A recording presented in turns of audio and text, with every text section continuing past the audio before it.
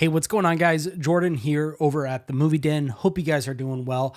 Guys, today's video, I'm going to talk actually about some annoyances, or I guess you could say pet peeves as a physical media collector, movie collector, film lover, however you want to put it.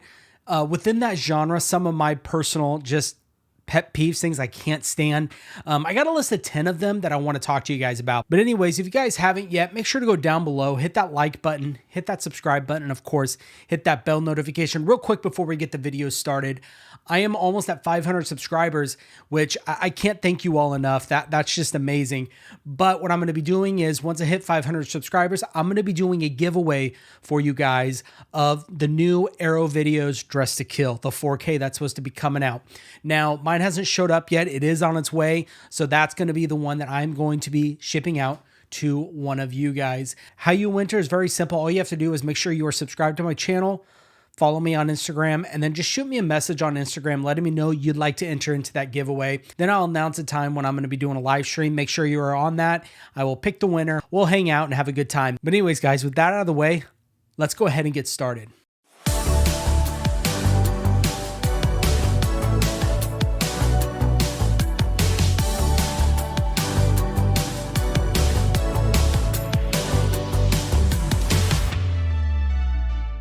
So as I had said, pet peeves, things that kind of just irk me a little bit, being a physical media collector, and especially being a physical media film collector, movie collector in the YouTube community space, because there are some things that I see that I feel like the average collector doesn't see, and things, and I'm not calling out anybody. That's not what this video is about. These are just things that I have observed that kind of just gets under my skin, or I'm just tired of hearing about, I guess is a good way to put it. I've fallen victim to some of these. I'll be honest with you. So I'm not perfect, but these are just a list of a few that I kind of just wanted to talk about. Now, the first one I cannot stand is the recycled plastic, not recycled plastic, kind of the plastic saving case that some of these Blu-rays have. So this is my Blu-ray of Christmas Vacation. And what I'm talking about, here, let me get this disc out, is that right there, where these labels, in this case, Warner Brothers, when they put this out, try to save a little bit of money. And they're going to say it's for saving the environment, whatever. That's not true. They're saving money. They don't want to fork out the money for at the time, just a Blu-ray for an older movie. So what they're going to do is they're going to put it in something like this, put it in the $5 bin at Walmart. That's what this is. I can't stand it. Reason is there's like no protection there. Look, I like to keep these movies as nice as possible and as long as possible. And this, I feel like, is cheaping out, to be honest with you. I actually had a heck of a time trying to find one that had this, and I finally opened this up. I'm sure I have other ones. I just didn't get a chance to look into them. But yeah, this is a no-go for me, guys. I can't stand this. Let me know down in the comments if you can't stand these either, or any of these, if you agree or disagree with any of these that I talk about today. So that's my first one, is these dumb, just cheap cases. I don't like them. I mean, I don't like them to the point where I have considered, and I still might, buy replacement cases to not have these. That's how much this irks me. Anyways, there you are. So moving on, the next one that has been really irritating me, and it's been more recent, and it's just continually getting worse, is the prices of physical media, and especially from the studios. The boutique labels, look, for all the stuff you're getting, I feel like, it's a decent price. What was it? I want to say Inglourious Bastards was like might have been $45 on the high end. I can't remember. Really who I'm calling out right now is Disney. They're the biggest culprit that comes to mind right now. I think the most recent one we can talk about is the Deadpool and Wolverine Steelbook. I actually have this one right here. Now, before you go down in the comments and jump on me because you say, well, Jordan, you're complaining about the prices of this release, yet you have it. I know. I didn't pay full price for this. I actually just got this about a week or so ago, maybe 2 weeks ago. I had some extra money lying around and it was on sale on Walmart.com. And it's funny because when this released originally, sold out immediately. Price was like $60 to $65. So I originally pre-ordered both versions of this, the Deadpool version and the Wolverine version, through Amazon in hopes that, what they're going to do, and Amazon has done this before, and they used to do it a lot. They'll post the movie at a certain price, and then as it gets closer to release, they'll start to drop it. Sometimes they'll really drop it right before release, and then right at release, they'll hike it back up. And Amazon, what they would always do is give you the lowest guaranteed price, which they might still do that. But what they're not doing is lowering them, especially Disney isn't. And it was coming up to, I want to say, a week or two before release, and they weren't dropping at all. And I was talking to a couple of buddies of mine, and I said, guys, I think I'm going to cancel because $120 before tax for 2 steelbooks. I mean, you're looking at $135 maybe. I mean, I'm not the greatest at math, but you know what I'm saying? After tax and everything, you get free shipping if you have Prime.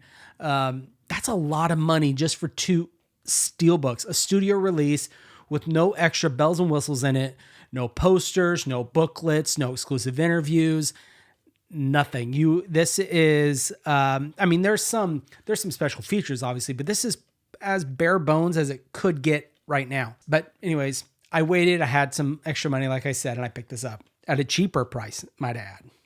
But that's what I mean. It seems as though physical media prices are just, they're getting more expensive and more expensive. And the problem is there's like titles like this where it is selling out so quick, they can justify charging that amount for those types of releases. I think it's ridiculous. If I'm going to spend $60, I'd rather go spend $60 on a really nice umbrella release or a really nice second sight. Heck, with the Bluray second sight, you can probably get 2 of them and you're getting a nice box set, an amazing boutique label. So, I mean, really, at the end of the day, it's almost a greedy mentality. It is what it is. Now, what's going to change it? I don't know. If we stop buying these on day one, these studio releases, that might change a little bit, but I know that's not going to happen because you've got flippers. And that leads right into my next one. People who buy just to flip. That pisses me off. Now, if you want to buy, let's say, 2 of the same movies and you want to sell one of them for, maybe $10 more just to, help recoup the cost of the first one, whatever, I don't think you should, but you do you. I'm talking about the guys that see a release that's going to sell out and they'll buy multiples of it. And then they post it on eBay for the Deadpool and Wolverine Steelbook for astronomical prices. I'll post a picture right here of one. Scalpers like that, just to me, are scum of the earth. I got to be honest with you, because you're taking away the opportunity for people who really, really love these movies, really collect these movies and film, and you're taking that opportunity away from them. I was trying to get the Sadness, the Shutter Vinegar Syndrome release, and that thing is so expensive, so hard to find, for one, and at a good price. Other than that, it's like $100+ most of the time. I found a really good deal on one. I did obviously pay more than retail.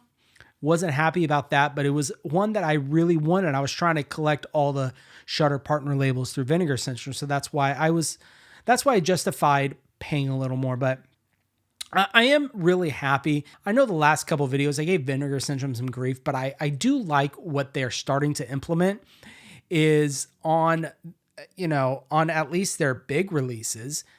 It might be all of them, I'm not sure, but I do know on their big stuff, their high demand ones, they're only allowing people to buy 1 copy. And I think that's an excellent idea because that gets rid of people like that. So if you are one of those people, Stop. That's ridiculous. So moving on, the fourth one that I think just really gets on my nerves, the whole argument that is gaining a lot of steam right now, 4K versus Blu-ray, or Blu-ray versus 4K, or, oh, this came out in 4K. You don't need that. You stick with the Blu-ray. Blu-ray's better anyway. Look, do you? I don't care. I just think it's an exhausted argument, to be honest with you. I think it's just time we just move on from that argument because, look, when we were going from DVD to Blu-ray, now, granted, that was a decent sized jump. It was a mix of a few things. When Blu-ray started coming out, we had the nicer, more HD TVs that could take advantage of the 1080p Blu-rays. And when you play a DVD on those, nicer TVs, they don't look as good. An example, if I took a DVD and played it on my LG, my G3 4K, but I put a DVD in there, it's going to have some good upscale, but it's not going to look that great as you take a DVD player and a TV at that time, play it, it's going to look pretty good, as good as it can.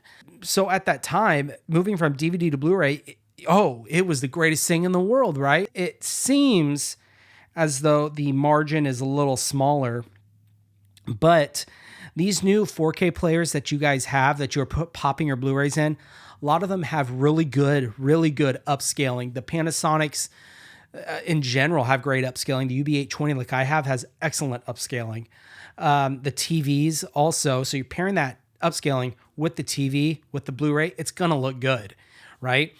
But a lot of people say that, there's no 4Ks, doesn't make sense to do 4K. I completely disagree. Look, if I don't have a movie and there's an option between a Blu-ray and a 4K, 9 times out of 10, I'm going to go for that Blu-ray. Obviously, of course, if you can't get it anymore, then yeah, I'll get the Blu-ray. So that's, a lot of you probably will disagree with me on that one. But in my opinion, I'm just tired of hearing it. It's getting old. I think we got to move on from, the new 4K sucks, stick with the Blu-ray argument. I don't know. I'm done hearing about that. The next one I do want to talk about, and this goes more into kind of going after Vinegar Syndrome from what happened with the Black Friday sale. These boutique labels not being upfront with their shipping time. A lot of them seem to be promising certain dates and they don't fulfill them. It gets pushed back. I know Kino just pushed back their Dante's Peak. And yeah, there's circumstances, but at least with Kino, they let you know. With Vinegar Syndrome, they weren't telling us. I've noticed it was more people reaching out to Vinegar Syndrome, and when they would get back to you, it was, we got to wait a few more weeks. I have more respect for boutique labels like Cauldron Films or Terror Vision, that they give you a release window. Say, hey, it's going to come around this time. And I think that's the best way to do it, because more and more, it seems that these releases keep getting pushed back further and further. And these boutique labels, it seems some of them are promising a date when it's not even guaranteed it's that date. Like I feel, for example, Arrow, I don't, not very often they push titles back, but you can almost guarantee you, like right now, they've got all their Deep Blue Sea box sets ready to go. And they're just waiting for that date.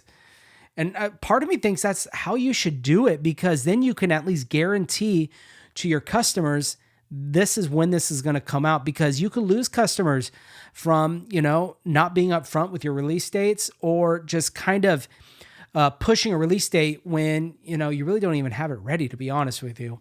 So that's my take on that whole situation. That's one way I think it can be avoided. Another one that kind of gets on my nerves a little bit too, and I can't think off the top of my head. I know there was one I was thinking about when I wrote this out on my phone. I got my notes right here. When a label puts out the movie in 4K and they have a theatrical cut and a director's cut, but they put the theatrical on the 4K and the director's cut on Blu-ray. Oh, The Last House on the Left remake. I know that is when they did that. I think that is ridiculous. Look, people more likely are going to go after the director's cut because they're going to want the cut that the director first wanted. When those movies come out, the studios, they try to make money as much as they can. So they will cut, they try to trim the fat, make it as short as possible. That's going to, not cost them as much, and they get the most return on investment on those movies. And for a boutique label like Arrow, I don't think that was a smart decision. Now, there could have been some rights issues. I don't know how far different cuts with rights goes, but look, I think anytime you have the opportunity to put the director's cut on the 4K rather than the theatrical cut, that's how it should be done. Because like I said, that's how people are going to want to watch it. Now, there are some movies, and it's a very rare case where people prefer the theatrical cut than the other ones. Halloween 6 is a prime example of that. People don't like the producer's cut. They prefer the regular cut. But that doesn't happen that often. Kind of in the vein of boutique labels, a big one for me is the community getting mad at the titles that these boutique labels choose to put out. That drives me nuts. And I notice it a lot with Scream Factory. Now, yes, they like to reissue a lot of their stuff out in 4K, which, if you don't have it, reap the benefits of that, man. Go get it. But I've seen it where some titles get released and like, oh, you guys should be doing this. Why aren't you doing this? You guys clearly don't understand movie rights. Now, earlier I talked about like different cuts, rights for different cuts. I don't know about that, but the movie rights themselves, you guys must not know what that's about, because look, these boutique labels have to get the rights for these films from the studios that put them out, or own the rights at least to them, to license them to them so they can do their restoration. And some of these cost a lot of money, so they can't do every single little one that you guys want. Unfortunately, I know that would be great, but it's just not the case. I'm pretty sure that's why you were seeing a lot of, and I'm pretty sure that's why Scream Factory just announced that they got a bunch of Hong Kong titles. Yeah, because it was probably pretty cheap. And that's why they're putting a lot of those out. That's why you're seeing different labels putting out a lot of foreign films, a lot of Japanese, Korean, because they're cheap. Now, I'm not saying they're not bad. Some of them are really good. Don't take what I'm saying that I'm knocking them as terrible movies. They are not terrible movies. But look, you're going to look at the cost for the rights for a movie like, let's say, Pulse, that just came out from Umbrella, versus, let's say, Halloween 1978. Yeah, Halloween's going to be a lot more expensive. So that's all I'm saying. There are rights and licensing that these boutique labels have to purchase to use these movies for their label. This one is probably one of my biggest annoyances. Is I see, I'm not naming names. I'm not going to do it. But I see people on YouTube and they buy movies just to buy movies, and they don't watch the movies. That I don't understand. Do you buy them just because you want them and you like the way they look on your shelves? Again, this goes into the idea of flippers. You are taking away the opportunity for other people to watch those films. I think that's ridiculous, and that needs to stop too. Look, if you're going to buy them, watch them, enjoy them, or else leave them at the store. I have two more that I want to talk about. Everyone's hate for artwork that these labels, studio labels, boutique labels choose. Guys, calm down. I know the artwork and the packaging is a big deal. To me, it is. I think it's a big selling point for the titles, but I think the one release that comes to mind is Terminator 4K Steelbook. I liked it. I thought it was fine. Did I think it was as good as the original? No, but you look on these forums, on these Facebook groups, they are just relentless on these guys. Like, you guys need to chill out. Now, when you're doing things like the Nightmare on Elm Street that came out and they used artwork from a later movie for the first one, yeah, you can give them a little grief on that. But for like commissioned artwork, guys, that's someone's art they made. You guys need to stop. That's a little ridiculous. Now, I know I said the one where the YouTubers and stuff that buy movies just to buy movies was probably my biggest. This one is right here. Content creators, physical media YouTubers that only talk about the way the film looks, transfer quality wise, and the packaging. Now I talk about both of those on all my reviews. I think it's important.